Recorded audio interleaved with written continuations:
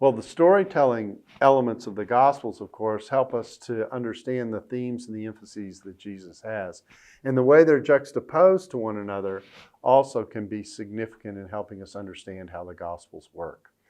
For example, one scene where Jesus is preaching in the synagogue, and in Luke, it comes as the first thing to introduce his Galilean ministry, even though in Mark and in Matthew, that scene is actually placed later.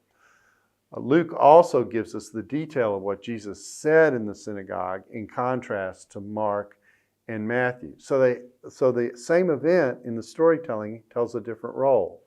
In Luke, what we're getting is, this is what the ministry of Jesus is going to be like. He's going to teach and preach and set forth who he is. And some people are going to go, could he be the Messiah? Maybe. And then he introduces, interestingly enough, the idea that God in the time of Israel's history at various points blessed Gentiles and wasn't working in Israel. That didn't make the people so happy. But that's where the message was taking people, was to say, I came to save the world, not just Israel. I came to save Gentiles alongside Jews. I came to save the people estranged from one another and make them family. That's why I've come, is to bring a wide variety of people to God. That's what Luke is doing. All Matthew and Mark is doing is presenting who Jesus is and the fact that he was rejected. And the fact that he was rejected because he claimed to be this one that God had sent that the Jewish people didn't accept. He wasn't interested in the reconciliation theme that Luke did. So stories get told and they get placed in certain contexts in different gospel writers in different ways, to bring a little different element to what the event was all about.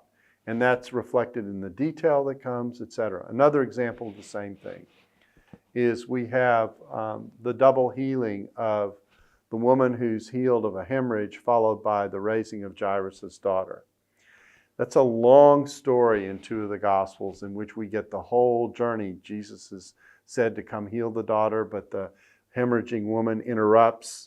And while the first healing is taking place, the girl dies.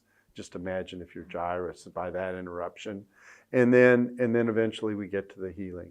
Whereas in Matthew, much more compressed. It simply says the girl was dead at the start. He doesn't go through all the drama of the delay and what that meant.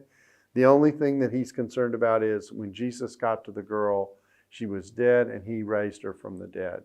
Isn't that amazing?